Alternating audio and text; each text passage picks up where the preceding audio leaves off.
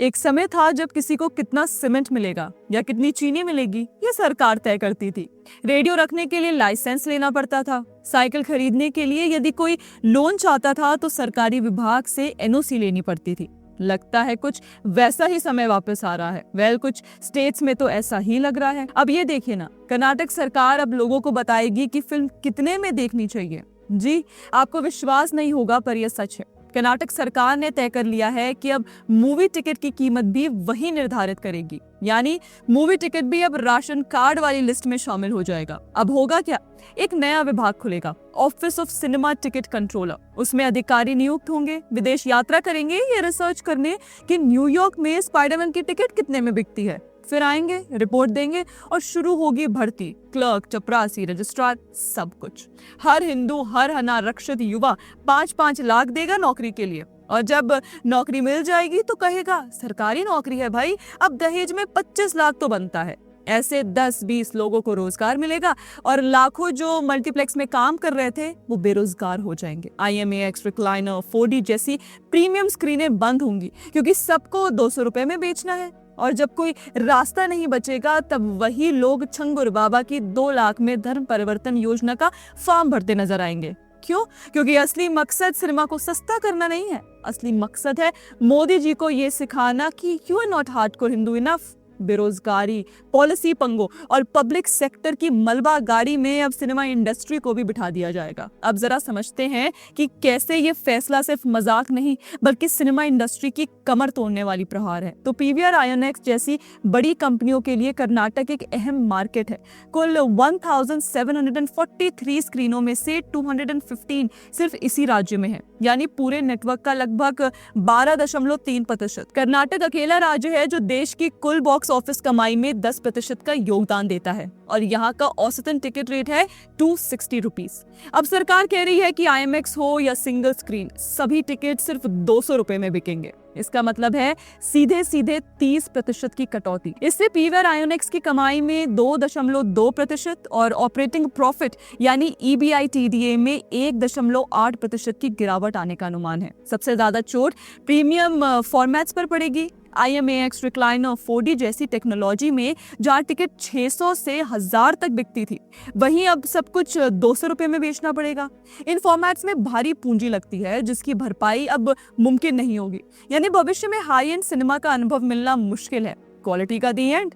इतना ही नहीं, मॉल्स में जहां पहले से ही बहुत ज्यादा किराया देना पड़ता है वहां टिकट की कीमत कम होने से खर्च निकालने के लिए और ज्यादा दर्शक आने जरूरी होंगे। जहां पहले 18 से 20% ऑक्यूपेंसी पर खर्च निकल आता था, अब वो मॉडल ही अनसस्टेनेबल बन जाएगा। और जब टिकट से कमाई नहीं होगी तो मल्टीप्लेक्स ऑपरेटर पॉपकॉर्न और कोल्ड ड्रिंक पर निर्भर होंगे। यानी फिल्म देखना सस्ता नहीं, उल्टा और महंगा हो जाएगा। सरकार का यह फैसला ना तो उद्योग को समझता है और ना दर्शक को, और जनहित के नाम पर सिर्फ एक और पॉलिसी डिजास्टर रच दिया गया है। अब जरा सोचिए, यह फैसला सिर्फ टिकट सस्ता करने का नहीं है, इसके पीछे एक पुरानी सोच छुपी है। कांग्रेस की वो सोच जो हमेशा से प्राइवेट कंपनी और इंडस्ट्री पर भरोसा नहीं करती। पहले इन्होंने बेंगलुरु जैसे शहर में बाइक टैक्सी को बैन किया, जिससे हजारों लोगों की रोजी रोटी पर असर पड़ा। फिर टैक्सी और ऐप बेस्ड सर्विसेज को इतने नियमों में फंसा दिया कि बिजनेस चलाना मुश्किल हो गया।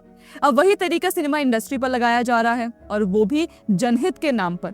लेकिन सच ये है कि ये कोई पब्लिक वेलफेयर का काम नहीं है, ये तो बस 2025-26 के बजट में पब्लिक को दिखाने वाला ड्रामा है। ऐसा दिखाया जा रहा है जैसे सरकार आम आदमी का भला कर रही है, लेकिन असल में इसका इंडस्ट्री पर बुरा असर पड़ेगा। और ये पहली बार नहीं है।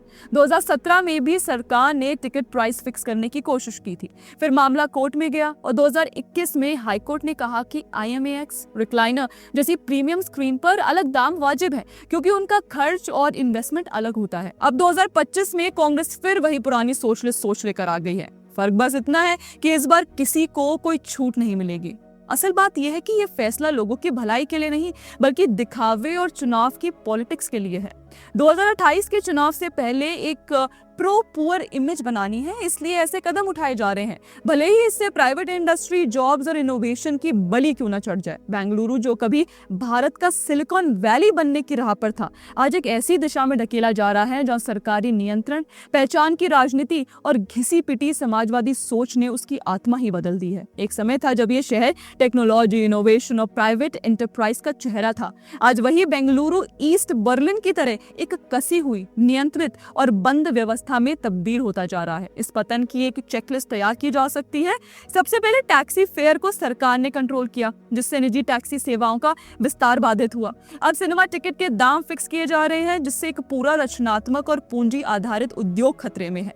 प्राइवेट प्लेयर्स लगातार टारगेट किए जा रहे हैं, कभी रेगुलेशन के नाम पर तो कभी जनहित के बहाने। रीजनलिज्म को जानबूझकर हवा दी जा रही है, जिससे एकीकृत भारतीय पहचान कमजोर होती जा रही है। हिंदू बहुल समाज का उपहास किया जाता है और उनकी संवेदनाओं को चोट पहुंचाना अब एक राजनीतिक रणनीति बन चुकी है। और इन सबके बीच भ्रष्टाचार को खुलेआम महिमा मंडित किया जा रहा है, जैसे वह कोई उपलब्धि हो। इन घटनाओं की जड़ में है एक खतरनाक ट्रेंड, जहां मेरिट की जगह अपीजमेंट ने ले ली है। पॉपुलिज्म ने एंटरप्राइज का दम घोट दिया है और इनोवेशन अब रेगुलेशन की कब्र में दफन हो रहा है। यह सिर्फ एक राज्य की आर्थिक नीति की बात नहीं है, यह उस मानसिकता का आईना है जो प्रगति से डरती है और जो सत्ता बनाए रखने के लिए समाज को पीछे ले जाने में भी गुरेज नहीं करती। बेंगलुरु का पतन एक चेतावनी है कि अगर हमने समय रहते आवाज नहीं उठाई तो भारत के बाकी हिस्सों का भविष्य भी ऐसा ही हो सकता है। दोस्तों, आपका इस पर क्या कहना है, प्लीज हमें कमेंट करके जरूर बताएं। बाकी आप हमारे चैनल को फॉलो करना ना भूलें। जय हिंद।